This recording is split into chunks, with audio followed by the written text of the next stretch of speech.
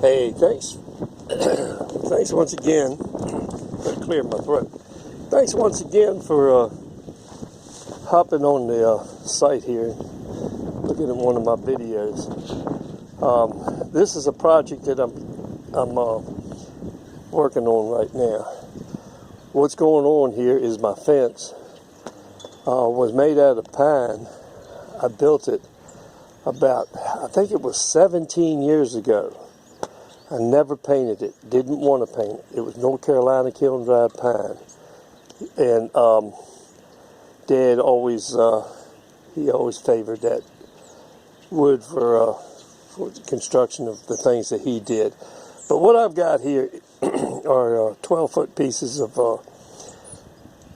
1x6s, which they're not planed, so they're a little bit wider than 1x6 and a little bit thicker than 1x6. Come from a lumber mill.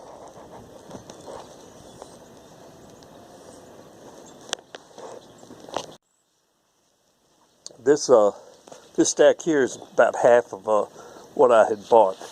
The first portion of it I've already cut in 6-foot lengths and started on the fence, and we'll go to that now. I've already started the project and used a number of these 6-foot pieces, these slats for the fence. This is a fence that I'm redoing here. I'm just changing the slats on it. The salt treated lumber that I've got for the structure of it is perfectly good. So all I'm doing is after 17 years or so, this stuff is weathered, and the top has actually dried up. The cellulose in the wood has actually dried up and by the elements of the sun and the weather. So what I'm doing is I'm replacing that stuff. And I've already started, and this is what it looks like over here where I've started, and have put a number of these things up. And I figured I'd come out here and just, the sun is on the top, and the bottom portion of it is like this, because the sun causes the white balance of the camera to screw up. But it's coming along. I usually do 8 to 10 and of them at a time, and then I let them sit. What I'm doing now is, this time I'm screwing these things in here. This is a poplar, and I don't expect poplar to last as long as that kiln-dried pine did, but it's okay. It was a whole lot cheaper, and at $4 and something for a 12-foot piece was not bad. My count is about 84 6-foot 1x6s. These are a little wider, so they use a little bit less. So I bought half of that number in 12-foot sections, and what I'm going to do is just split them in half. Now, previously, let me get up here.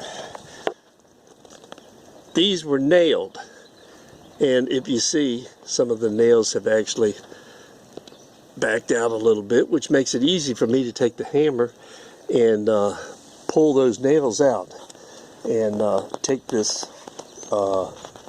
old fence slatting out. The way I constructed this was so that the top is where I usually start, and the bottom, these two 2x6s, the bottom one and in the midsection are there to support this fence and keep warpage a little bit less, and it certainly did work for this number of years. This is not the prettiest fence, but it's supposed to be rustic, and that it is. And several years go by, and then I'll take the water blaster and come out here and power wash it, and the yellow pine would turn pretty clean, and it would almost restore the original picture of the fence. Now, the only problem that I did have with these nails was the rusting. That happened several years, I'd say at least half, maybe 8-10 years into this fence being here, and the rust I couldn't get off without really digging into it, into the wood with the power washer. Definitely didn't want to damage that because the power washer would eat right through that soft wood. Same thing goes with these. We'll see how this works. I'll hit it with a power washer after I finish, just to get some of this discoloration off, and then let it dry. Okay, this time I'm putting screws in it, and these are deck screws. These are the painted deck screws. So hopefully I won't have that rusting issue. The other thing is, right now I've just attached the top, and the midsection hasn't been attached yet. I'll go over on the other side of the fence and attach those with a level, and level these things up as I did this first section out that I started on yesterday. These are intact on the top. Then I leave the bottom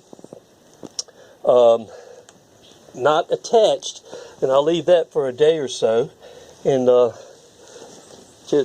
to let this green wood here kind of settle out a little bit before I really anchor it down. If you take green wood and you anchor it down right off the bat, then if you have any warpage, as it conditions itself to the elements, it has a tendency to cause a fence to twist and not be straight. Mine is pretty straight, always has been, and this is just to cover up this section of the yard here that needed to be cleaned up. Without this deck out here, it gets all muddy.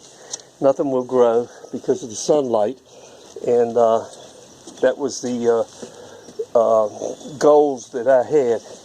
Now, the deck itself needs to be power washed again, and I'll do that after I finish this fence all up.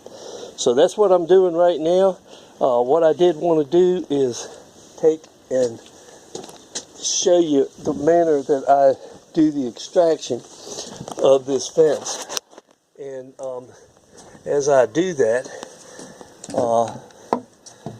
just take and